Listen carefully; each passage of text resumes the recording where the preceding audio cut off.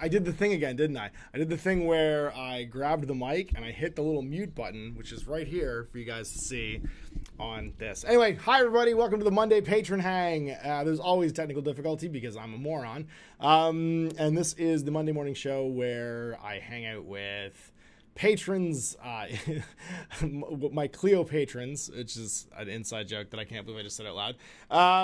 And yeah, we just do stupid nonsense and talk about the week that was, the week that's coming up, some inside sort of like baseball stuff on the tabletop gaming world, and generally just get ready for our week and stave off the ennui of late stage society where everything's falling apart. For those of you who are not usually part of one of these, I usually talk to the chat. I take questions from the mailbag and talk about the current events in tabletop gaming. And obviously the big current event this week is we have the big summer release box for Warhammer Age of Sigmar, which is just basically gone to we can talk about it time. And I played a whole lot of Spearhead in the last couple months, which you guys are going to get to see. So let's go say hi to the chat, see what's going on with everybody, see what is new and exciting in the land of YouTube. And then, we'll get to the mailbag, we'll ask some questions, and talk about whatever you guys want to talk about. This is your show. This is where you get to pick my brain, ask me anything, and generally just see what's been going on at GMG. So, who's in the chat? We got Ewan Smith, we got Peter Magro, we got Gizmo Math Boy, Brian Koronkowitz, Terrier Halo, Atragon X, Tom Koosh, Bear Turtle, Alan Nudal, Brian Koronkowitz. I'm trying so hard to say these right. I said it twice. Kevin Mitchell, Potshot 506, Sam Moore, Barry Shepard, and Thomas Lundstrom are hanging out in the chat. Thanks for coming along, guys, and saying hello. And I hope you guys had a great weekend. First is Monday and Wednesday. Now it's 12 p.m. at 1 p.m. Hey, I put the actual accurate time in the Patreon post. I adjusted it. Sometimes things happen at 1 p.m. and not 12 p.m. because I got stuff to do. So what's been going on? Colin Morrison's here. Said, hi Ash, playing Shatterpoint for the first time yesterday is pretty sweet. Mike Cousins has been trying to play Shatterpoint with me for 2 months and we keep having to cancel. I will play Shatterpoint with him at some point. I have stuff he gave me to paint up to play it with. It'll happen. It just keeps getting canceled and moved away. So, this is what happens when two very busy artist dads try and play a game together. Robert Fanelson's here. You didn't say hi, Robert. I can't see your name unless you say hi. No mention. I'm here. Well, you have to say hello or I can't see your name. You're not in the chat. Now I can see Robert. Now I'll say hello. And then Brian said, dang, dude, first try. Amazing. Yay! I got your name right. Fantastic. I'm just going to call you Brian now, though, because Koronkowitz is a lot. It's a mouthful. I'm going to do it more than once. Mike Grimshaw's here lurking about as he typically does. And well, I hope you guys are having a great week so far. Obviously, it's only Monday. But I had a pretty great weekend.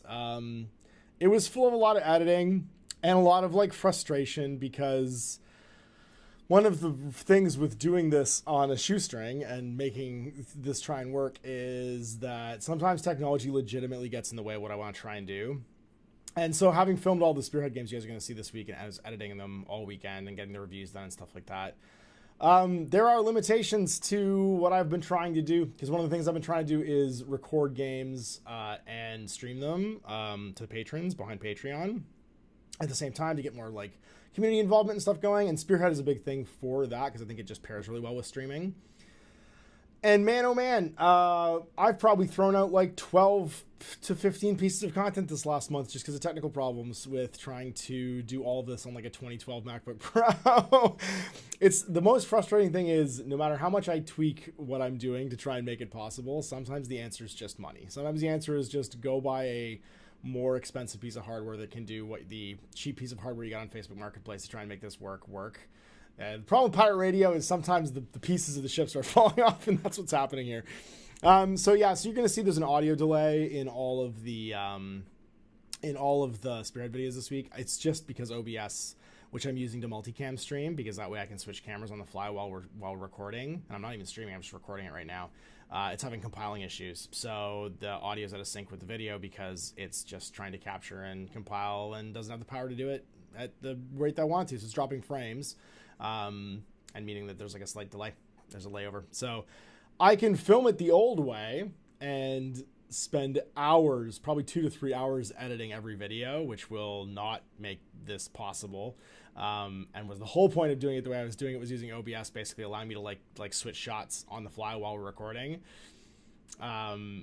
It just means I gotta go troll Facebook Marketplace and find somebody's iMac I can put back there that will explode. So it's been a bit frustrating, and obviously my weekend was filled with lots of that technical stuff that you guys don't really see.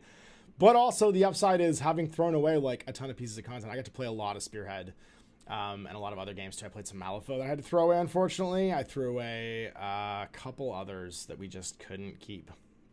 That just benefited from like trying out that top-down camera thing. That top-down camera thing, by the way, I'm not going to do for everything. It's just going to be for a game that like suits it. You know what I mean? Like Spearhead suits it just the way the table is. Kill Team would probably suit it a bit with the terrain's relatively flat. Certain games it kind of suits, and certain games that are shorter like that, like board games. I really want to try and do Warhammer Quest that way, because I think Warhammer Quest would look fantastic that way, even with like a 3/4 camera, because I can move the table to make it a 3. Anyway, I'm talking out loud now. This is what my weekend was like. My weekend was 3 straight days of that up until Friday night. Saturday I basically just like collapsed because I'd been working for like 18 straight hours, doing all the editing to make sure that stuff went live. And then Sunday I worked again. Lesson I tried out some Saga, which we didn't finish painting, so we didn't bother recording it. We just played through testing the rules and stuff like that. And yeah. And now here we are. It's Monday. I got another week to jump into. It's the last week of school, so this is my last week of like ultimate freedom for a couple months when the kids are going to be out of school. It just means I've got more like time to like hang out with them. But we're also building out obviously time to get a bunch of stuff recorded this upcoming couple weeks, and Spearhead's going to be a big part of it. So anyway, let's jump in and go back to the chat, see who else has joined in. There's like 50 people watching now. It's like 8 minutes in. So I've obviously missed some names probably, like Brandon Michael Javier's here. Will Raman Daltry's here. Oh, fantastic. I'm glad you're here, Will. Terrier Halo asks, I appreciate games I can play after work without having to skip everything else at night, including getting to bed with a decent time. Yeah. Sorry. Your first comment was, I'm carefully optimistic about Spearhead after the review. My basic, what in the fuck? Amen. Whoa. That super chat is insane, dude. Okay. Well, new computer fund. That was unexpected and insane. Thank you so much, dude. Yeah, Eamon just dropped in $500 for me to go on Facebook Marketplace and try and find an iMac. Okay, well, holy crap. Thank you, dude. I will figure that out. That's wild. That's about a quarter of what I need, so that's fantastic. Sorry, getting back to that question, because that just completely blew my mind. I appreciate games I can play after work without having to skip everything else I need. Sorry, you said something. My brain just melted. I'm carefully optimistic about Spearhead after the review. My basic stance is that I don't like it if GW games on my rotation will be Blood Bowl. I don't like that the only GW game on my rotation right now is Blood Bowl. Okay, I'm going to put a pin in what Eamon just did for a second and try and finish that question, because I won't come back to it. And that is... I'm very blown away for a second. That is a really good observation, and something that really speaks to me is the fact that I was really struggling to find a GW product I could get excited about that they'd come out with in the last couple of years. And that's not to say that I don't like a bunch of GW products. Like I like Kill Team, I like Necromunda, I liked Horus Heresy when it came out in 2022. But like, more of that doesn't get me excited. You know what I mean? More of a thing I already like, it doesn't get me super excited. And in fact, over time, my excitement level is just going to decline naturally, because it's something the novelty's gone. You know what I mean? And typically with so much new stuff coming out, I should find something that I'm going to be excited about. And then I can engage with, not necessarily casually, but I can engage with and get that excitement back. And I was very... Not hesitant, but I was when they announced another edition of Age of Sigmar three years later, and after the launch of Leviathan and Combat Patrol, I don't want to say I was cynical, but I was I was just cautious about the whole thing going into it. And then I played it. And not only did I play it, but I got to hear about the underpinnings of like why and how it got designed. And that's when I started to get excited about it. Now, the cautious part of me is still thinking, I don't know where this goes, right? Like, I don't know where this goes if the people making it themselves don't embrace it, which allows us to, as consumers, to feel special and feel like we're part of something exciting, and for that to continue. Because I think that was the problem with Comp Patrol, was it got launched, it got talked about, and then it immediately became like a lower tier version of what was considered to be the main thing. And that's not intentional. No one at Games Workshop ever said that out loud. But if you just go by volume on the dial, if 9 out of 10 posts on Warhammer Community or in their news articles and stuff like that are talking about tournaments or tournament play or new codexes coming out, anything that's like this mainstream competitive format for Warhammer, all of a sudden you have like you have a signal broadcast that's so much louder than this other thing. This other thing feels like it's supposed to be the bigger thing. It's like, well, why am I bothering with this even? Why would I even get started here? Why wouldn't I just jump into the bigger thing? And that can very easily happen with something like Spearhead, right? So that's where my sort of like cautious optimism is. I'm going to really enjoy this. I think me and my friends are going to really enjoy this. I think it's already succeeded from our point of view of like, oh shit, I've always wanted to paint that Maggotkin of Nurgle box set for Warhammer Age of Sigmar. So I'm going to paint that because I've always wanted to, and I'm going to get to play games with it. I'm going to get to play really compelling, fun games that don't take up my entire night, and that's huge. So for me, it's a win. But if I'm going to like read my crystal ball and say like, is this something that's going to like catch on in the community? That's where I pump my own brakes and I go, well, I think it will if X and Y also happen, which is like, it needs to be a legitimate way of experiencing Warhammer. And if it's legitimized by the people making it, then I think it will be. And if it's marginalized, and again, it's not intentional. They want everyone to like everything they make. It's never conscious. The machine is too big to be conscious anymore, right? It's the pipers around Nyarlathotep in H.P. Lovecraft. It's the fact that it will accidentally pave over its own thing with its own marketing if it's not careful. If there isn't a plan to basically water the ground that they're planting the seeds in, then that's what's going to happen. So anyway, there's me answering your question, Terry Hill, and I'm going to jump in and go, thank you so much, Eamon. That was madness. That is always like that. That is always overwhelming when someone does something like that.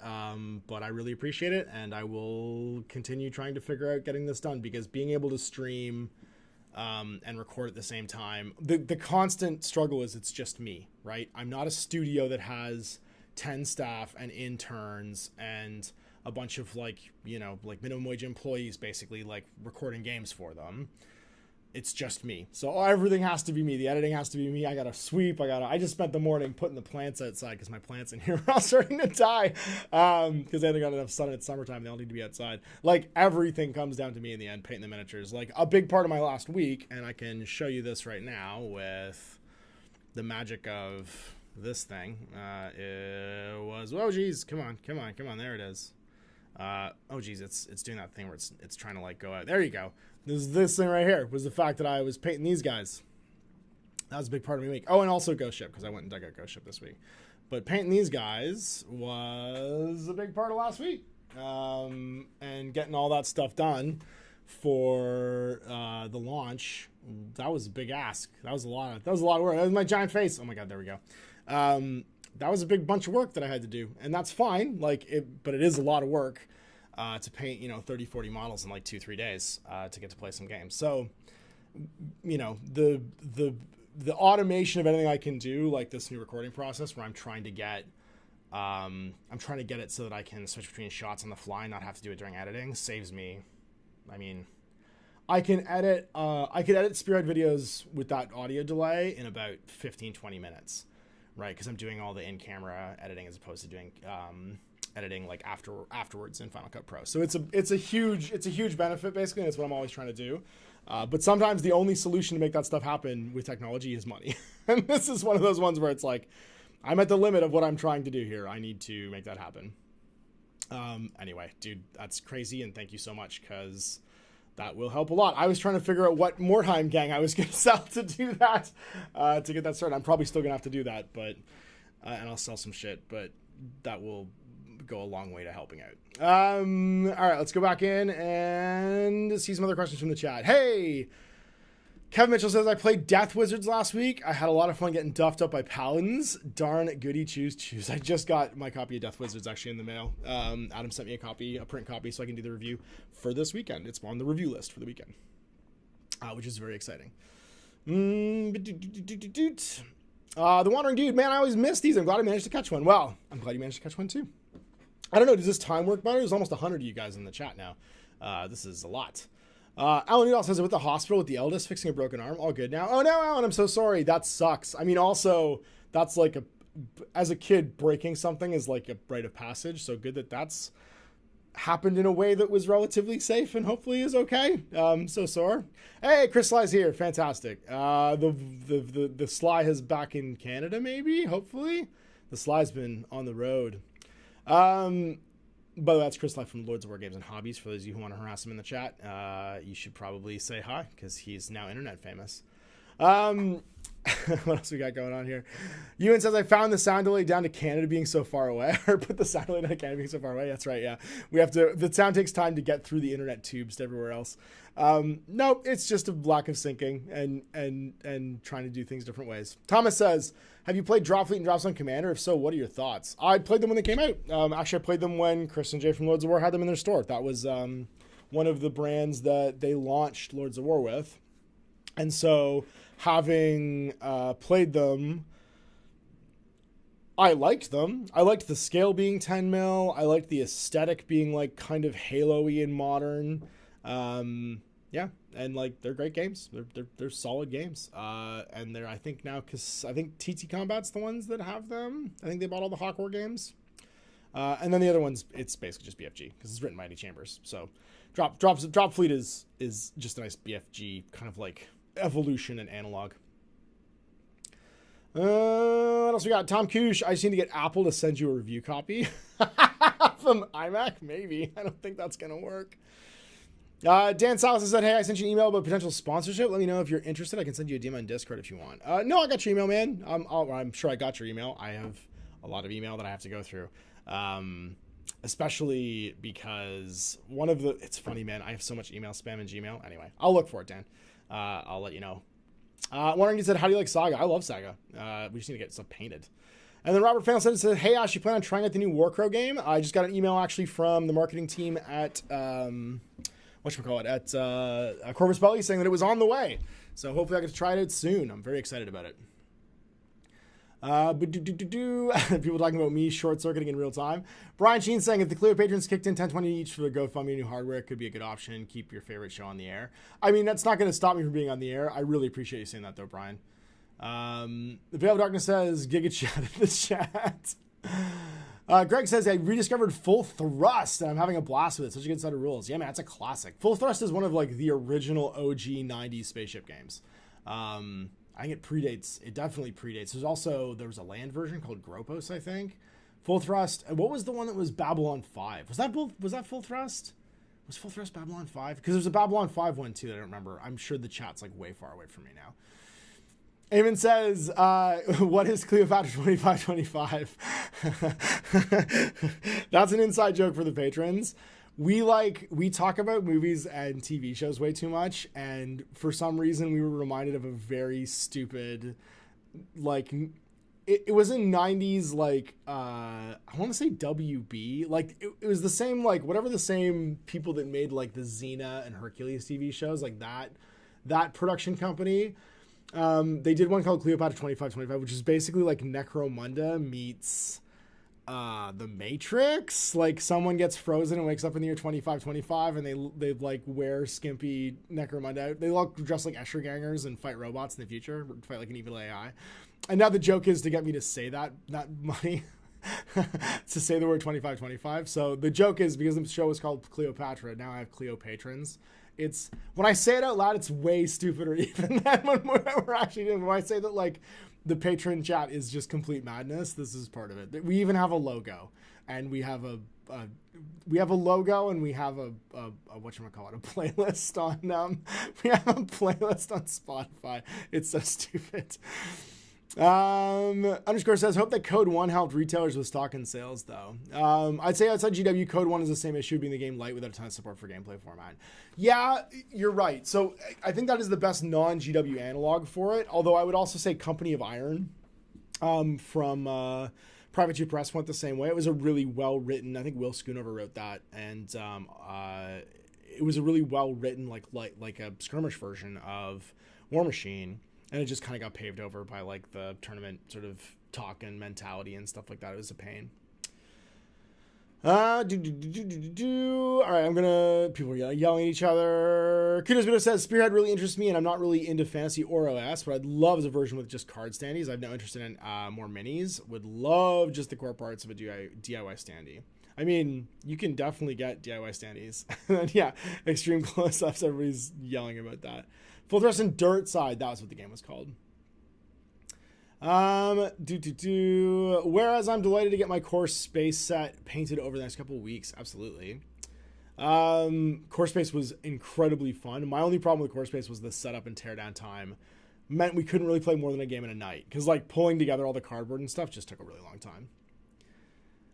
Dan Warner says, jumped in late, but I really like the live battle ups on Mountain Miniatures. I feel more involved, if that makes sense. And the obvious lack of editing will put some life back in your soul. Absolutely. That is the big upside of something like this, like something like a live show, is that I get to feel like I'm doing what people want to see. And also I get to just hear in real time what people think, which is a huge bonus. Oh, well, did you get the box of goodies I sent your way? I forgot to check the tracking. I did. They showed up just this morning. As I was heading out here, I got the mailman dropped by with the box of new Forbidden Psalm stuff. So if you guys were excited about the Death Wizards review, we're also getting a new Forbidden Psalm review this week. Greg says, I think B5 was done for Starmada originally. The sister game of Full Thrust is Dirt Side. That's right. Dirt Side's, yeah. I thought maybe it was Gropos was the one that was Babylon 5. I'm going to look it up. Because I have a computer in front of me, I can do that. Babylon 5 miniature game. Why is Babylon... Call to Arms was a tabletop miniature game from 2004 from Mongoose. Oh my god.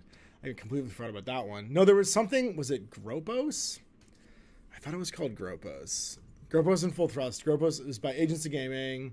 It's a ground combat game set in the Babylon 5 universe. Yup, I knew I got that one right. Oh my god, it's still made by Agency Gaming. And the miniatures are so 90s. Oh, it's amazing looking. Everybody Google Gropos. Yeah, there's Mimbari Crystallis infantry fighting vehicles. Gropos infantry. God, I remember these blister packs. Just dying of dust. Choking to death on dust at the local game store. Dan Warner says, also forgot to say, long-time listener, first-time caller. 2015, that's amazing. Tom says, yes, they keep hope alive. Yes, the Cleopatrons do keep hope alive. It's also a good thing to get me to say Ghost Ship. I had Ghost Ship in the background because I'm actually going to watch Ghost Ship tonight, because there's never a wrong time to watch Juliana Margulies's leading film role, Ghost Ship. Also, young Carl Urban. I think it's actually, no, it's not pre-Aomer. It's post-Aomer Carl Urban, but it's still fantastic. Ewan Smith says, Full Thrust and Dirt Side helped me while away many hours. Absolutely. Jim Kerman says, Spirit content I've awaited has dropped. So awesome. Very excited about GW games, but it feels weird that it is. I mean, sure. Yeah, see you later, Gizmo Math Boy. I'm sorry that work must always intrude, but that is the life that we live. Noxious Bone says, how do I know when to stop being a closeted game designer and actually publish something? Okay, that's a good question. I'm going to answer this one, and then I'm going to jump into the mailbag. And see what's going on with that. So, you don't. It's funny because Kev might be able to answer this question too in the chat. It almost never feels like the right time until you just do it. It's kind of like cliff jumping or diving from something way too tall or jumping into a pool from like way up high. You're never going to be happy with it the first time you publish. Just publish it. And if it helps you to, play it with friends first. Like that discomfort of like putting yourself out there to be critiqued never goes away. It just becomes something you're more comfortable sitting in. So you kind of just have to do it. Yeah, there you go. Well said. Just go for it. It's literally just like a leap without looking kind of a thing. And you have to get, it's it's kind of like asking out somebody you like. Like, you just have to be comfortable with being uncomfortable. Like, you gotta shoot your shot sometime, right? Like, the whole thing is almost an act of faith, right? Like, you decide that something's fun, and then you put it out into the world, and then other people agree with you or they don't agree with you, and you get more comfortable with that as time goes on. Like, that's really all it is. Kev said, I made Forbidden Psalm and then redesigned the whole thing a few years later as I learned so much new. Yeah, that's, if you look at Last Days, actually, the original version of Last Days from 2009 is completely different from this version of Last Days. The published version and the version that I originally wrote in 2009 and played with my friends are completely different. You can even find battle reports of the original version from like maybe 2015, and then 2018, when I rewrote it and republished it, there's like an entirely different version of the game there. Will says, at some point you just have to take a leap, and if one person likes it, then you did good. That's 100% correct. Remember, you're making it for you, and if other people come along, that's great, and that's what makes it financially successful. But at the end of the day, you're making it because you can't not make it. That is the if you're like you said, if you're doing it closeted right now, it's because you feel compelled to make something, and you couldn't not do that. So just continue to not be able to do that. You know what I mean? Like, and then if other people like it and it's successful financially, great. But you're not going to stop making games because it didn't become successful. All right, let's go to the Patron Mailbag. First question is by Kevin Mitchell. I just got the pre-order email announcing 5 Parsecs Tactics, which I've ordered, of course. It's scaling up 5 Parsecs from home to do tabletop unit existing battles, solo, co-op, or GM'd, with the ability to integrate existing 5 Parsecs characters. My friend described it as Parsecs Rampant with D100 Tables of Doom, which sounds pretty epic. Do you have any skinny on the following your chats with Ivan? No, but I could probably get Ivan back on to talk about it. So, Ivan, if you're watching this in the future, just shoot me an email and we will talk about your new book from Modifius, which is 5 Parsecs Tactics. Although, knowing Ivan, he likes to iterate his version. So if you're curious about any of his unit combat games, go check out any of the 5 core mass combat systems. There's remember, he's got 60 things on DriveThruRPG. He's published so many, he's so prolific, it's insane. Guaranteed one of the things on there that looks like it's mass combat will have some of the DNA of whatever's in Tactics. So yeah, go. If you want to do some research, just go through his bibliography on DriveThruRPG, of which there is a absolute shit ton, because he is a massively prolific writer. Bear Turtle says, I'm looking around at other sci-fi tabletop board games to try as my interest in 40k wanes. You've shown Dead Zone in the past, but nothing since the review for 3rd edition. Is because you just don't find the game very engaging, either by itself or compared to something like Infinity, or more of a time or nobody to play it with problem. It's the second thing. It's the fact that Dead Zone's a perfectly marketable and fun game, but if you want to say what is the most crowded niche of miniature war games in the market, Sci-Fi Skirmish is it. There is more Sci-Fi Skirmish than I could possibly. It is the endless pastable of miniature wargaming. I can play so much Sci-Fi Skirmish, I will go blind. And so I tend to go models first, right? And because Infinity has, I would say, the best science fiction miniatures made today, and I like the aesthetic, you know what I mean? And I like the gameplay, and I never get tired of playing it. That's the one that I go to first. And I try out new ones, and I try them out for a while. And if people come in that are interested in playing them, I'll keep playing them. But I am but one man with but one set of hours, so I have to be choosy and pick where I put my personal energy. And right now it's with Infinity, and that's not a knock on Dead Zone. That's just I have one that I like, and my personal Venn diagram is always going to start with models. And say what you will about Dead Zone, models are fine, but they're not Infinity models, and they're not going to be. Not without a whole lot of work. So next up is Nick. Getting games to the table, I note that spiral-bound books are far easier to consult than perfect-bound or similar. Do you have a preference for manuals and books when attempting to learn or play in your playthroughs? No, because I find that if the rules are self-evident enough, the rulebook doesn't matter. I shouldn't need to, unless there's random events and tables and stuff, which typically I find that's best ported into assets, like a spreadsheet, or not a spreadsheet, a player aid sheet, you know what I mean? Like a data sheet, or a little card. I shouldn't have to open the rulebook after a turn or two. If I have to open the rulebook after a turn or two, something's wrong with the game. You should be able to memorize the vast majority of what you're doing within like a turn or two. And so I find that once I've got my rulebook in my head, I don't need to look at it unless we like hit a corner case and then I look something up. And so it doesn't really matter. Does that make sense? Like, they're handy when you need to like consult the rulebook a lot. But there's a reason that Dungeon Master screens exist, and there's a reason that that's just like all the most carbon target numbers for things. You know what I mean? Like, the reference stuff should be there at a glance. You don't open your player's handbook very often unless you're making a character. You know what I mean? You open your Dungeon Master's guide unless you're like checking some weird scenario that the terrible adventurers have like dreamed up for you to do. So let's jump back to the chat for a second and see what is what, and check back in. Tom Cooch, Babylon 5 ground fighting. Why? I know, right? And then Potshot says there was a B5 episode called Gropos in season 2, I think. I think that's why that game is called that. Barry Shepard says, Spearhead looks fun, but I need to buy weird models for my armies and I could just work on a full AOS army instead. Sure, then it's not for you. Like, I think that's fine, right? Like, and by weird models, like, you just mean like the models that you don't necessarily have. I mean, you could also just use something that's on the same size base or convert something. Like, it's weird to me that, like, yeah, I get it because people are not less used to doing it now, but like, I would just make if I had like part of a Spearhead right now and I want to try the game out, I would just convert whatever it is I don't have out of existing models. You know what I mean? Like, I wouldn't try and buy the exact thing. I would just make it because there's like an infinite number of miniatures out there. There's all the like, and also like the characters and stuff. There's like a million different, whatchamacallit models, Warhammer Underworlds models for every faction. I could probably find something that's appropriate from. So I would just make it what works for me. I'm really hoping that's like becomes a thing in Spearhead. People converting and like making their Spearhead look unique as opposed to just using what's in the box. Like, I'd really like for that to become a thing. I'm going to try and make that become a thing. Noxious Bone says, how do I know when to stop? Oh, no, I already answered that one. Andre Oliveira says, I'm taking advantage of the release of 4th Ed to start playing AOS. My new ghosts will be useful for Death Wizard when he gets tired of AOS. That's funny. Yeah. I mean, that's the whole, like,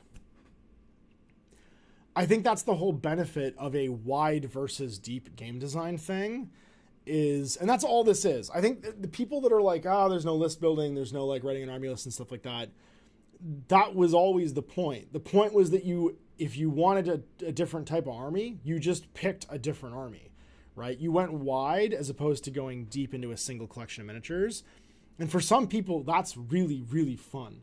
Like, personally, for me, that's really fun. I don't want to paint 50 of the same kind of miniature over and over again. I want to paint another kind of miniature I haven't painted before that I'm excited about, like, and expand my collection for other games. Having some of the nicest skeleton miniatures ever made, or ghoul miniatures ever made, or orc miniatures ever made, you know what I mean? Painted up for like my D&D collection, or for, 5 Leagues from the Borderlands, or for Frostgrave. Like, I'm never going to not need skeletons. I'm never going to not need goblins. Like, it just works to have collections like that if you're a polygamerist like I am. Right? I'm not afraid to love when it comes to miniature war games. And so having a wide collection of miniatures really appeals to me. And that's the game design philosophy in here, right? So I think that's my jam. Okay. Ultraman says, I think Ash actually has an Inside Tabletop series where he interviews a published game author where they talk about that. I can't remember the guy's name. It's Ivan Sorensen. I'm pretty sure it was who we're talking about.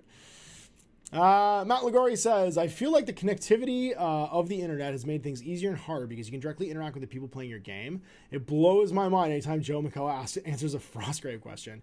Yeah, that's it. Oh, especially, but I mean, I think for you especially, you guys who are part of GMG and part of my community and part of the viewers, that's become more normalized over time. And the people that run in my sphere, right, the designers and the creators that run in my sphere, because we came from this community, we naturally still interact with it. So like Joe is part of this community, and so he naturally still interacts with people like he's part of that community. We're not siloed, because we're all independent, we're not siloed off. Like Kev's in the chat right now, right? Like there's lots of people in the chat. Malev's always in the chat. Chris Lie's in the chat. People in the chat who are part of this sort of creative output. And the reason for that is, well, we all came from everybody, from you guys, the 76 people in the chat right now. We were just one of you, right? We're not behind some corporate wall. We're not getting paid a paycheck by a company that's asking us to deliver a product for them or like something on a timeline. And so it makes sense, I think, that we communicate naturally because we're still very much part of the community, I think.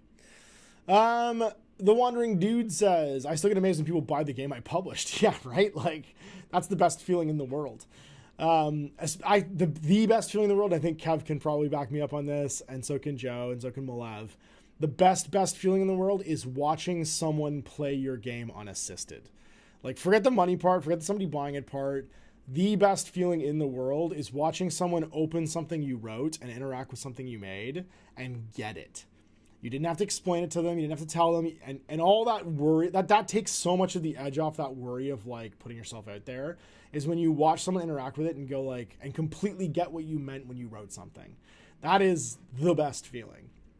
When you see someone play a game you made and do it kind of the way you felt like it was supposed to be done. There is nothing that beats that. That is the runner's high basically of game design. Daryl Barnes says, I enjoyed 5 parsecs quite a bit. JDI says 5 parsecs from home and Grid Runner look interesting. Any thoughts on the chat? They're all great. I'll be honest. Like, there's all of those like journaling games that Ivan's made. They are some of the most fun you can have in like a solo collecting miniature tabletop experience, I think. Vague Leaves says Infinity never really took hold here. Oh geez. And we've lost. I scrolled the chat and now it's disappeared. Oh God. Sometimes this happens where I'm like so behind in the chat that it's like blown up and now I can't find where I was. I like read like part of it. I found it. Infinity never really took hold here, but the minis are lovely. Yeah. It's not a game for everybody, and it really is one of those games that benefits from having like a community champion. Which is why I'm always singing the praises of like Spuds, and now actually Greg, part of our local Infinity community. They've been really good at like hustling folks and getting people to play. Eamon says, yeah, I'm just proxying minis I like for minis I don't like in Spearhead. How long does a game of Spearhead take after you get used to the rules? Like under 60 minutes. Like it's not a long game. Depending on how much like goofy shit talking you do like I do, right? Like you watch those videos, like all the videos that are going to go up are about an hour. And that includes us like talking at the beginning, talking at the end, and they're uncut. It's just us playing games. So like if you take the video length for the Spearhead games that you see this week, that's how long the games take. And that's with us like sitting and doing like a preamble and like a TSN sort of like breakdown post game as well.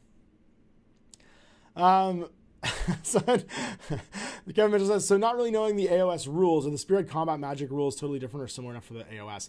So Kev, the way that the game is structured now, there's the core rules for Age of Sigmar, and then there's battle packs. And the core rules are the same for everything. So if you learn the core rules for one, you learn the core rules for everything, and then you bolt on the battle pack you want to play. So bolting on Spearhead just means that the additional rules are for the terrain, the board, the twist cards, the battle tactics cards, right? But like the core engine is the same. You can really feel the design in the modern game design in here, where they have basically structured the game in like a hub and spokes sort of a way, like a wheel. The hub is the core engine, and then the spokes are the different battle packs that like fly off of it. And Spirit is just one. You don't need any other battle packs. Just plug that to the core rules and you're ready to rock and roll. That's the goal. Brian Crane says, currently in a meeting, so I have Ash on mute and I have no idea what he's saying. I mean, neither do I. Sometimes I start sentences, Brian. I have no idea where they're going to go. And then Bailey says, Polygamerous needs to be a shirt. And Jim says, I'd buy an Ash Polygamer shirt tomorrow. I mean, that joke has been made so many times now. I'm surprised someone hasn't just made that as like a... There used to be folks that would make like memes. I'm surprised someone hasn't made that one first. Mizo, Ash, do you and other indie writers do their own layout for their books? Do you write directly into something like InDesign? Some people do. I don't, because I'm terrible at it. I could. Daryl Pond says we absolutely need a Polygamer shirt. It depends on what you do. Like, some people absolutely do that. I know that some people could or did in the past and don't anymore. Like, I'm pretty sure Sean used to do his own layout because he does all his own art and writing. I think now he has someone else. He has somebody he works with does a layout to take that off him because he's a one-man band. Like, he might still do it. I could be wrong. But it's just a lot. It's a lot of work to do that and do everything else. From Brian says, I'm still waiting on a Cleo Patreon shirt. Truck Station 5, Chin Chow from Vietnam. Hi. So glad you could tune in. Crazy. I don't know what the time difference is there. Is it like 12 hours almost? If so, is it almost 2 a.m. there? Crazy. Will Raymond says, 100% watching Ash play Last Word generally brought me so much joy. Aw, thanks, man. Every time Ash laughed at a dumb in-joke in the game, boom, brain blown. Yeah, that is the best when someone gets a stupid joke that you wrote in. When somebody got the sword reference that I had in the Wizard's Conclave from Frostgrave, that made me really happy too. Jim Kerman says, Ash's Last War Table was so awesome. The Trenches, so jealous. That wasn't me, remember. That was not me. That was made by Knucklebones. Knucklebones, Matt had designed the trench ducting and the duck boards and stuff like that and printed them out, and then the rest of it's just pink foam and sand and stuff like that. But he painted those and sent them along. He was just like, I don't need this anymore. I'm just going to send it to you. And I was like, okay. So I cannot take credit for that. The scatter training stuff's all mine, but those trench works were all him. Lurgan Angle says, eyes down here, Ash. What? I'm not sure what's going on. Peter Magro, have you ever seen or tried Mutant Zone Zero, Ash? So, yes, I've seen it. Jay and I both sent in emails to try and get review copies from Free League and haven't heard back yet. But when it gets to retail, I'll have Chris and Jay pick me up a copy if I haven't heard back from Free League. But it's on the books. We're doing Fallout Tactics first, and then we'll get to Mutant Zone afterwards because Jay is a giant Mutant Year Zero fan and a huge Free League. I think he's actually been published by Free League too, so it'll happen. This is that time of year where every company on Earth is dumping their summer release out pre-summertime, right? This is the traditional 2 times a year. I get completely inundated by new products. It's always June, July, and then November, December, right? Those are the 2 times a year, 6 months apart. All the big releases happen, so. Yeah, I'm drowning in projects right now. And my kids are about to be out of school, which means I am also going to be very short on time. But it's coming. All right. Ignova says, man, I totally missed the announcement for this. Bummer. Morning, folks. Oh, I'm sorry. I tried to give everybody half an hour, but I'm glad you're here now. You can still have half the show left. You'll be fine. The Wandering Dude says, Mizo, speaking to my own process, I typically put everything sans images in a Google Doc, then lay out when I absolutely can't avoid it. I write directly into a Google Doc as well. I'll be honest, Google is the best. I have just a cheap Chromebook that I it's a Samsung Chromebook. I use that for all my writing because it's cheap. The battery lasts forever. Everything's in Google Doc. I can just go sit in a coffee shop and write if I want to. I can write anywhere. My favorite writing thing is this just old springy ass Chromebook. Greg Ratray says, yay. Greg, you're doing great at community building, buddy. Tom says, I wish I had time to be a polygamerist. You're not doing too bad, Tom. You're pretty prolific when it comes to painting. Jim says, now that Spirit is dropped, when does the War Tour content come? Also, did you run a Slaanesh Spearhead? I haven't run Slaanesh yet. I'm about to. The next one I'm painting up is going to be the Maggotkin one. I'm really excited about Maggotkin. It's 12:42 a.m. in Ho Chi Minh City. I was close, 11 hours. Oh my gosh, truck station. Well, thanks for joining us, man. It's so late there. That's crazy. And then Vaguely says, Fallout Tactics is a game I hope take roots here as well. I think so. I think it's going to be pretty easy. And then Greg says, Ash, if we can find a weekend, I can bring Mutant Year Zero Tactics in. Sweet. Eamon says, did you read the AOS books? I listen to audiobooks while hobbying, and I need a break from Horus Heresy and something to help bring hype here to AOS. Any suggestions are appreciated. So, I've listened to the Gotrek ones because I just wanted to hear Brian Blessed be Gotrek Garnison. That made me so happy. If you don't know who Brian Blessed is and you're a parent, it's Grampy Rabbit from Peppa Pig. Hello, children. It's also for the older people in the crowd, in the audience. It's the winged Valkyrie man from Flash Gordon. Yeah, that's the only ones I've listened to. I've read a couple. I've read the Witch Hunter ones, but I'm on book 3. I'm halfway through book 3 right now for The End of the Death Part 3, and that's my current GW reading.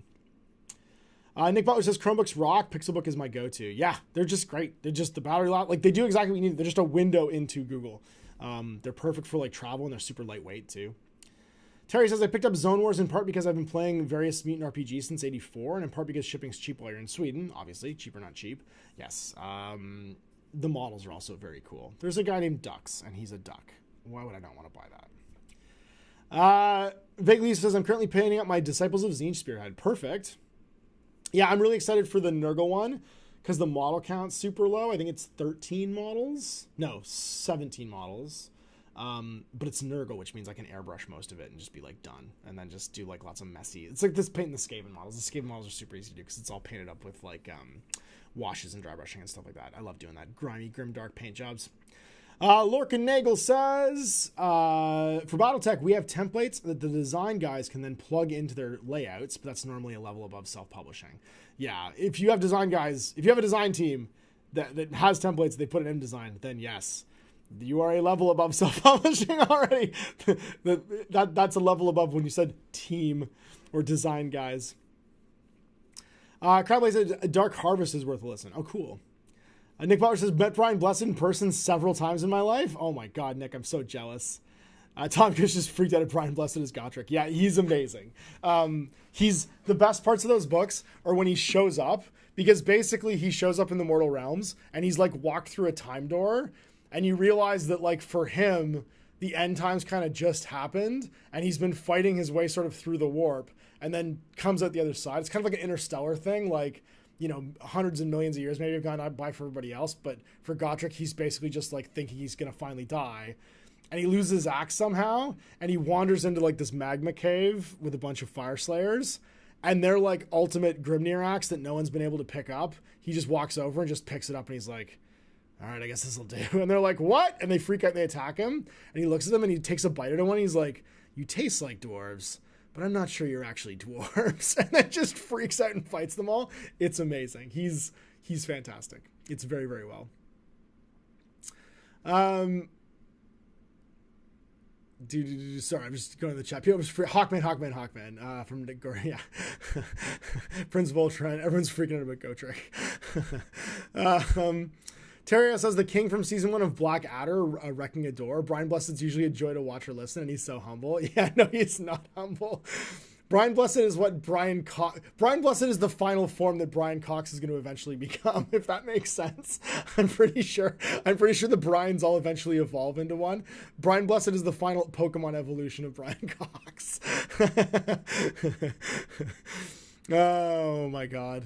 Eamon says, thanks for all the book recommendations. Okay, great. Well, I hope you find something cool. Crownblade says, I'd recommend the Dark Harvest novel full of scary Sylvaneth and strange swamp creepiness. I'll check that one out too. I think that one's got Nurgle in as well, which would go well with what I'm doing right now.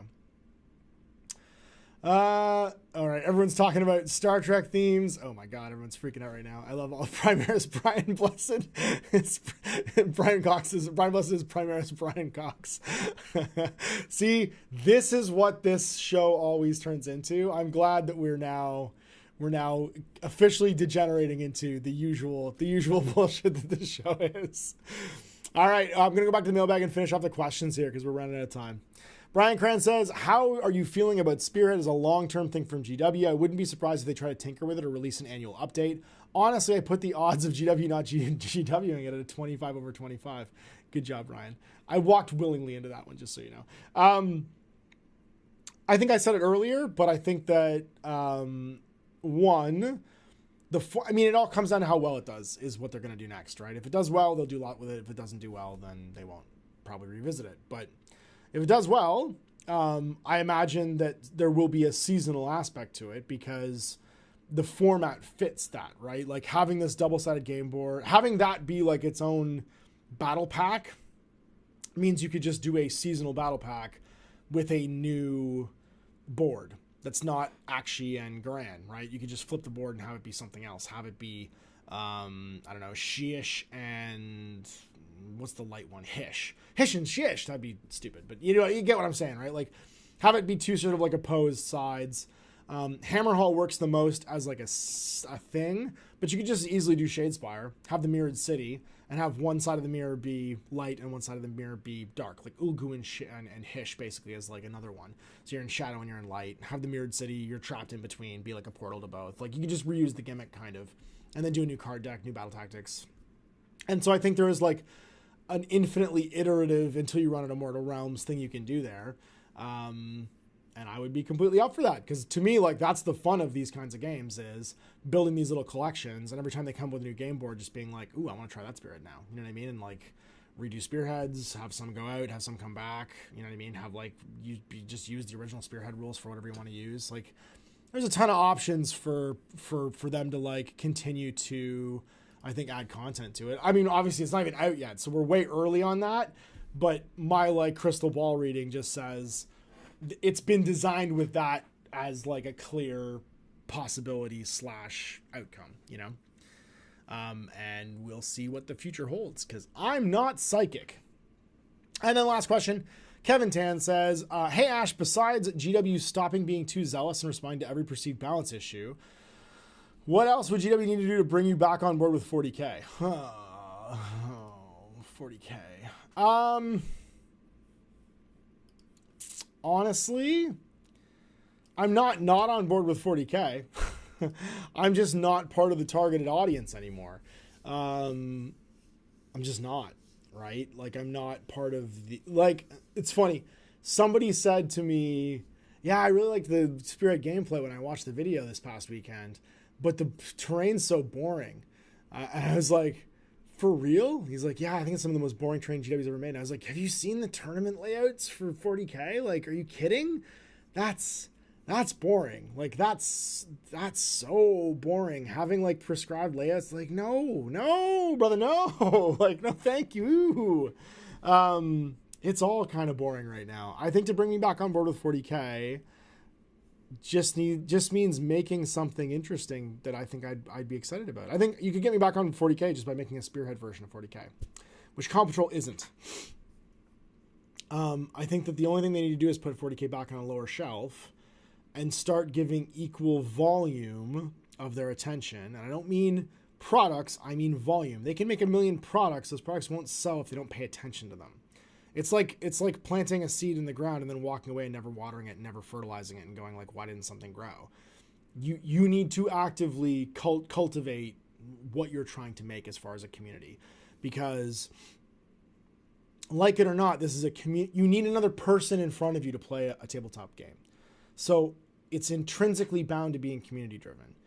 And so what you promote as being the experience, the community experience, is going to be the thing that dictates the pass or fail there, right? If you say, this is what the community is, over and over and over again as loudly as possible, and there's a part of people that don't feel connected to that, then you lose their interest. And so you need to have something on offer for them, and then also go, and then look at this. This is also a community. You can be part of this community, and look at how much fun they're having, and look at what they're doing, and look at the things we're making for them, and look at how exciting this thing they did is.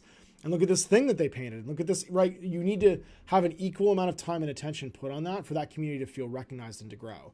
They don't grow on their own.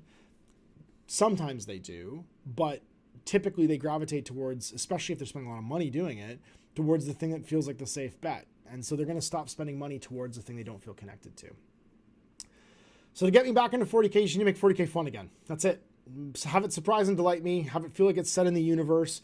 There's no part of Warhammer 40,000 right now that makes me feel like it takes place in a grim, cosmic science fiction wasteland. It's just, it feels sterile. The table feels sterile. There's no events that take place that make it feel like anything's happening. There's no radiation swarms that come swooping in. There's no passing orbital spaceships that bombard by accident. You know what I mean? Like, it's just wounds removing wounds. In a more and more kind of clinical way, and results getting towards that 55% win rate is like the ultimate goal. And it's like, not the ultimate goal is to have a good time with people. Isn't that the ultimate goal? Can we talk about that some more? So I think that's what it would take to get me back on board with Warhammer 40,000.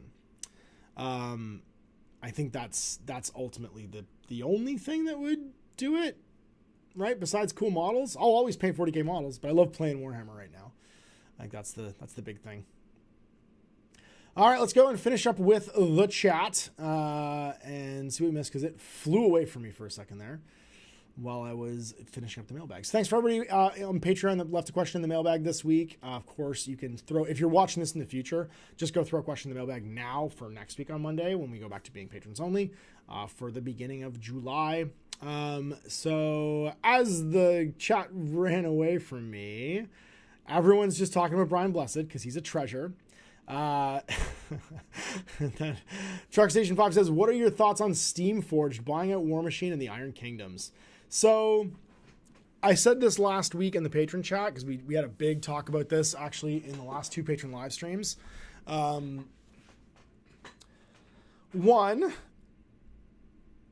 now that a few weeks have gone by since the announcement, the thing I will say, the opinion I have is it doesn't seem like everybody's on the same page about what's actually going on there.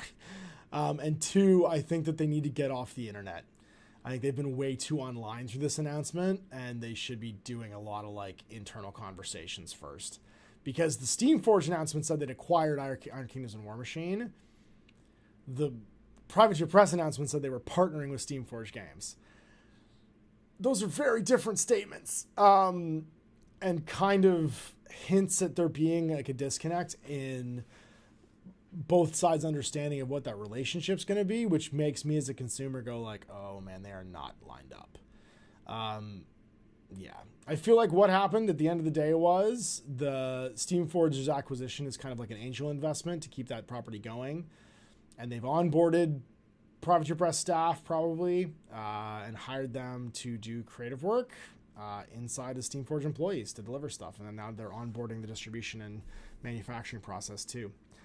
I think they're making a lot of promises. I think they're talking a lot about what they're going to do in the future. And I think if I'd been a consultant on that kind of a job, I would have said, take your time. You need to rehabilitate your image with consumers and your customers. Your customers being the distributors and the retailers, because you can make the greatest product ever. If it doesn't get to a shop shelf, it won't actually be viable. If you sell a lot of things through crowd funds, that doesn't make your game successful. Long term, you need to make slow dimes over fast nickels.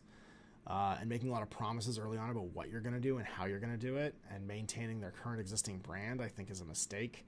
I think they should have just burned it down for, continue with whatever the releases were, but then burned it down for a year or two, consolidated, come out with a new product, and then launch that product from like a stable footing. It feels like they're jumping into a race in third place on lap 4 of 4, if that makes sense. You know what I mean? As far as like rehabilitating that image and also stretching out their resources, because they're trying to do the same thing right now with Guild Ball. That's it. That's my opinion. I'm just one man. Maybe it'll succeed better than anything's ever succeeded before. I think there was a narrow path to being really successful that needed to start from a, hey, remember how cool the Iron Kingdoms are? Right? Remember how cool Iron Kingdoms is? Remember how cool this RPG setting is?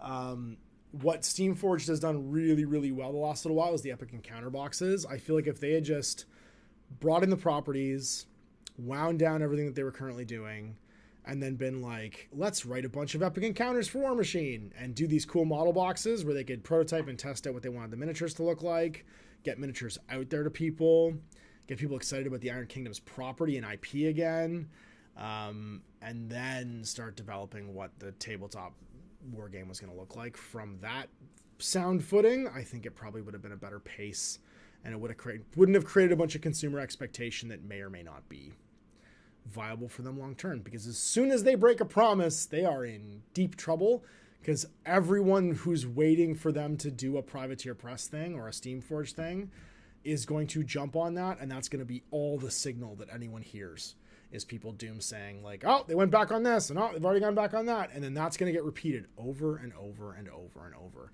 because they are saddled with a legacy of discontented customers whose hobby is going to be to actively root for them to fail.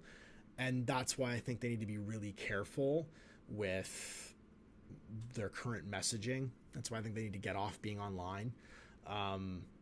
Because the more promises they make, the more ammunition they give those people when they have to make a decision that goes against what they said they wanted to do the first time. So I would be very careful right now, and I would make my own original products rather than trying to keep other people's promises or deliver on things other people have already done. But I don't know the details of the deal, right? So who the fuck knows? It doesn't really matter. I'm just some guy on the internet. But I want them to win because I want everyone to win. I think everybody wins. I think the whole industry gets better when everybody wins. And there's enough room in this industry for everybody. So, yeah. The JDI, what is the target audience for War Machine, or for 40K these days? I don't know. Honestly, I think the target audience that they're communicating with is the people who they've hired. I think those people are talking to each other. I think they've hired a generation of hobbyists in their 20s to 40s, late 20s to early 40s, who think they're importing their brand of experience and then talking back to the people that play 40K the way they do. And that's who I think 40K is currently for. People who look at it as a gameplay exercise and look at community being synonymous with competitive events. And I disagree. I'm always curious as to where the next generation of hobbyists come from. And I think that Games Workshop's money is best spent on things that introduce a lifelong hobby to young people and people who are young of heart, right? Not just young people, but people who want to try a new hobby. And I'd be very cautious if I was Games Workshop about looking at the money I was spending on talking to people whose money I already have and who are actively not spending money or complaining about what I make all the time. And I think they're spending a lot of money right now marketing to people who aren't really customers anymore, who are fans in the loosest air quotes of the term, and participants maybe in a hobby, a similar hobby, but aren't necessarily their customers. Whereas if I was a business that had been in business for 40 years, my touchstone would always be, how am I going to stay in business for another 40 years? How am I going to create another generation of people that love this as much as I do? And that would be the thing I'd be spending all my marketing money on, especially. So the target audience right now, 40K, I don't know. I don't think there is one. I think it's just people talking to the same people. It's people who now work inside the business talking to the outside the business versions of themselves and just bouncing that ball back and forth, talking about things that they care about, but that doesn't necessarily impact the overall health and growth of the business. Right. Will says, people have asked for official layouts for Terrain for Forbidden Psalm, and I refuse to make it. Hell yeah. Oh my God. Could you imagine? Oh, no, thank you. The official tournament layout for Forbidden Psalm is no, thank you. Jack Fletcher says 40K. They have to strip out 100% of the special case rules, core rules only. I mean, maybe we'll see. I'm just catching up with the rest of the chat here. We're already over time. I want to make sure everybody gets talked to. Lorcan Nagel physically assaulted someone for saying Hawk the Slayer was rubbish. Amazing. Never say an unkind word about Brian Blessed. Terra said, I made my Stargrave first made a Zealous Sister Battle Jedi model I like in a game I like with cool stuff added. That's perfect. That's exactly what you should do. Richard Greathead, thank you so much. Richard Greathead, just got to Rangers of Shadow Deep thanks to you. Any chance of more content? There is. Actually, I was just talking to Joe a little while ago about potentially doing something for Rangers of Shadow Deep. We were talking a little while ago about me maybe writing something for him, so we'll see. What else we got? Just running this down. People talking about 40K. People talking about Brian Blessed. I'm trying to sift through people talking about whatchamacallit. Talking about Brian Blessed. Walter Pruder says, hi Ash, I don't know if I missed this, but I noticed you're not posting as many videos as previously. Just curious as to, is this to bring out more quality content, or are you experiencing burnout like others? And then Jim Kerman says, didn't Ash just post like 4 Spirit videos in 48 hours? Terry Hale says, Ash is putting out more content than I can put up with while work is busy. That's about my measuring stick. So what I've stopped doing, Walter, is I've stopped doing content that's 100% free. So Monday's content is always behind the paywall with patrons. We do hangouts like this every Monday. So there's probably a gap on Monday typically, although this week's an exception. And Tuesdays is usually a recording day where I'm doing Grimdark Media. So what's happened mostly is that the Monday and Tuesday has shifted into the weekend. And a lot of the content's shifted in the weekend. But I'm still doing like 7 to 10 videos a week. And that's light for me. So yes, I am doing the same amount of videos. Maybe just the timing's changed for you sometimes, rather than having it be all the time. Kevin says, for me, dressing up the table to make it look as cool as much as fun as a part of the playing the game. Absolutely. I think that the interesting thing is that the terrain is an eye-catching part of it. I actually think that the moving towards more standardized, or even like worse yet, 2D terrain like War Machine did at the end, is a thing that actually harms your recruitment, because it harms people looking from across the way and going like, holy crap, look at how cool that is. Getting the visual impact of like a big cool like table is something that attracts people to this hobby, because it doesn't look like anything else that you can play. It doesn't look like a board game then, you know what I mean? Whereas it can look like a board game when you're using 2D terrain. Tom says, when you're playing Infinity at large cons, the tables draw so many people over to check it out. 100%. Ewan says Epic Encounters in War Machine would have been a great idea. I hope they take it. Walter says, obviously don't mean the last few days. I mean, in general, see there's a trend in content creators getting burned out, posting 2 vids a week. And then there's Ash doing 7 days a week, if not more. Yeah. My thing, Walter, has been trying to make sure that, like I'm also giving value to patrons. So I'm trying to do more things that are just for them too. Corey says, I'm here for Ash's midlife cool dad era. I guess, yeah. Ewan said, Ash is actually the product of Canada's Weapon X project. He's 7 mutant clones with enhanced enthusiasm and endurance, maybe. Vaguely says, I wish GW didn't just release something, then move constantly to the next thing. They're this gross keep-up culture. I mean, that's everything, though. I think as we go forward and more money people from outside of Games Workshop end up inside of Games Workshop, that's just going to be the way that things happen, because that is the accepted way of making money in business right now. You need to go back to being a small business with a small business mentality to get to like talking to your customers and trying to espouse like a way of being as like a solid sales technique. It's a lot more work to make new customers than it is to just sell the same one's new shit over and over again. And I mean a lot more work. So like I get it. And most performance management being done today too, unfortunately, which means like people managing people, is done quarterly, which is just not actually quarterly. Performance management is a good way of doing things to help performance, but if it's fear-based, where you're going to lose your job every quarter potentially, it means that people will do anything to make a line go up. And they will follow tricks to make line goes up, like just increasing costs, increasing MSRP on things, right? Even though costs have gone, like you move the numbers around to make the same numbers year on year sometimes. Lorcaningo says, I feel like a lot of GW's products are designed to be released, sell through the print run, and that's it. Minimal support, if any, so long as it sells out in an acceptable time frame. I think, Lorcan, you could do if you want to hear more about that, you could do a really good couple hours of listening, going over to Lords of Board Games and Hobbies channel and listening to them talk about their relationships with the various companies that they deal with selling products. Because when you start to realize the reality of what a retailer goes through, because they're customers, right? But they're middlemen customers. So they also have to make these decisions like a consumer would, but they have to make them on behalf of everybody else too. That change is everywhere. It's with Wizards of the Coast, it's with Asmodee, it's with Workshop, everyone's doing that now, and no one's the exception anymore, where Workshop, I think, used to be the exception. Bear Turtle said I had to peace out of the most of the chat, but thanks as always, Ash, for keeping hope alive. Thank you, Bear Turtle, for being the turtliest bear I know. John Ashley Smith's here from Up the QEW. Hey, man. Hope you're having a good day. And then Rob U101 says, are you worried that Spearhead dies on the vine if GW treats it as the complete game it is and not an ultra-competitive game, i.e. constant stream of MetaWatch articles? No.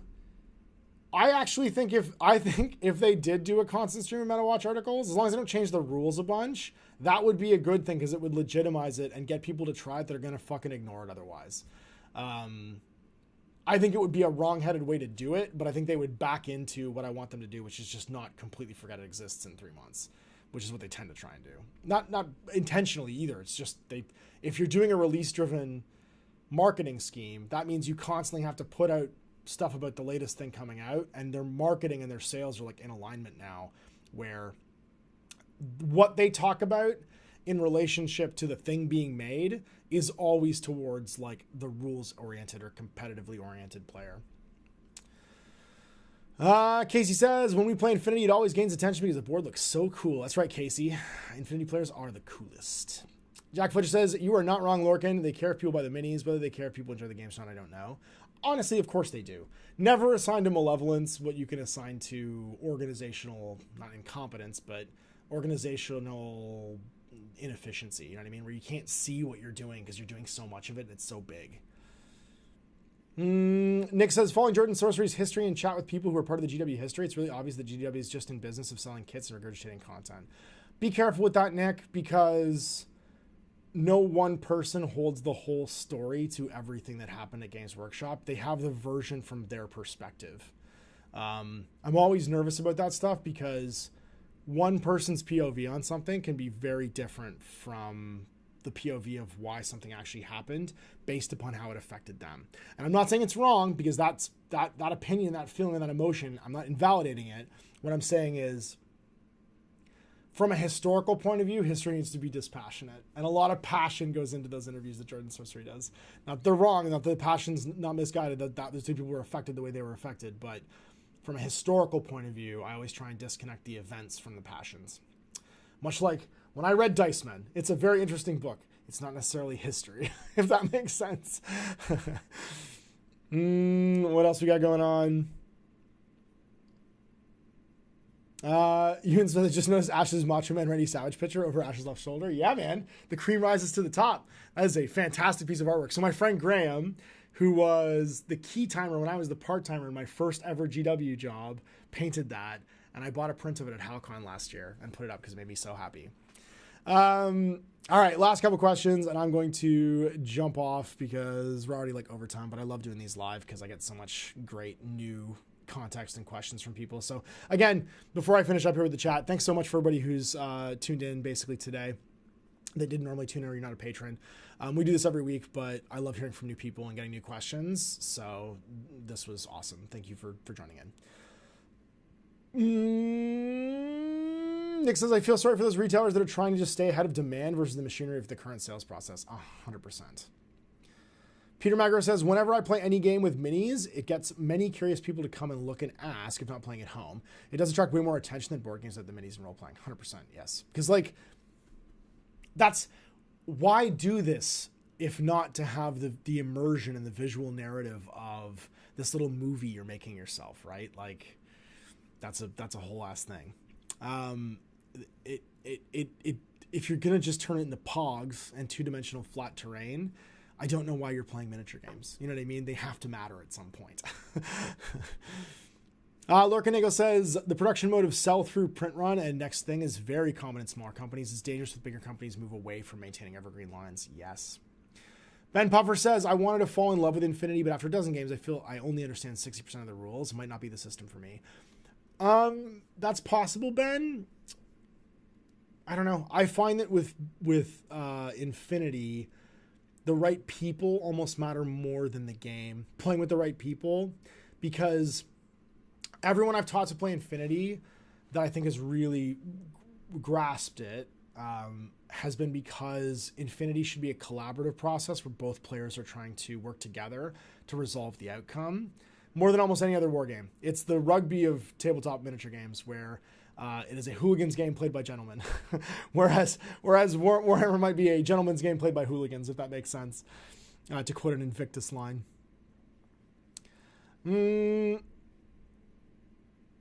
Daniel Warner, I'm enjoying this. Ash does game therapy for angry people towards GW. I mean, yeah, you can't be a 40-year-old company and not have some enemies. You just can't be. I'm just not one of them because I differentiate people from institutions. Robbie says, Graham taught me how to use black ink as a wash way back. No way! Oh, Robbie, that's amazing. Yeah, he did. Graham is an incredible painter, by the way. He had one of my favorite armies of all time, which was this Halloween-themed Warhammer Fantasy Undead army, which is absolutely incredible. It's an all-time army for me. Graham, if you ever watch this, still think about that army. Lorcan says, in GW did take a beating with Dreadfleet, and I can understand some risk aversion, but a bunch of their standalone games sold out and still had demand, but no second printing. Sure. I also think that things can just be made once and then be done. There's some value in that. There's some beauty in that too. It's just hard. It's less easy to understand when it comes down to a corporation, I think.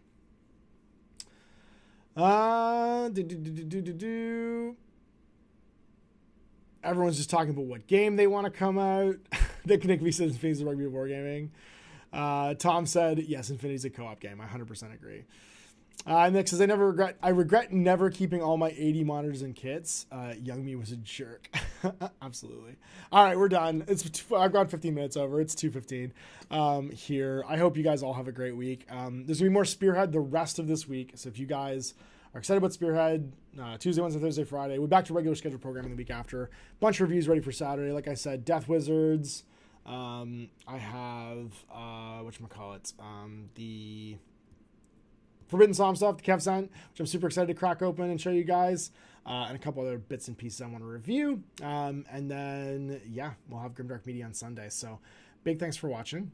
Happy, I think it's a long weekend for most of the North Americas right now. So happy Canada Day if you're in Canada. Happy 4th of July if you're in the US. Everybody go eat lots of barbecue and get sunburned. That's my plan. It's also the end of school. So for all you parents out there, buckle up. It's that time of year. Your kids who you love dearly, when you don't see them more than like 4 or 5 hours a day before they go to bed, you're going to see for 12 hours a day for the next 2 months. So get ready to be annoyed or do, do some memory making, blah, blah, blah, all that fun stuff too. Anyway, thanks so much for the chat, guys. Like I said, this was fantastic. You guys are always incredible. Thanks for everybody that popped in that has not been in one of these before. And like I said, we do this every single week on Patreon, Mondays and Wednesdays. I try and alternate because patrons can't all make the same day. So we go back and forth. So next week's going to be on a Wednesday. The week after that will be on a Monday. It actually weirdly lines up with the long weekend for everybody too. So next week will be on Wednesday after everybody's been off for the long weekend, which is super duper handy. And then coming up next week, we have more Dead by Lead. We have Infinity. Bunch more book reviews, more Spearhead, yada, yada, yada. So thanks for watching. And like I said, have a great rest of your week. Whatever it is you're doing, wherever you are in the world. Thanks for everybody that joined in from like all over. We have people from Vietnam this time around. This is incredible. And I'll have way more content coming up for you, I guess in the next 7 days. And like I said, enjoy watching Spearhead. And man, Eamon, holy moly, dude. Thank you so much for that super chat. I'm going to go back on Facebook Marketplace right now and see what I can buy.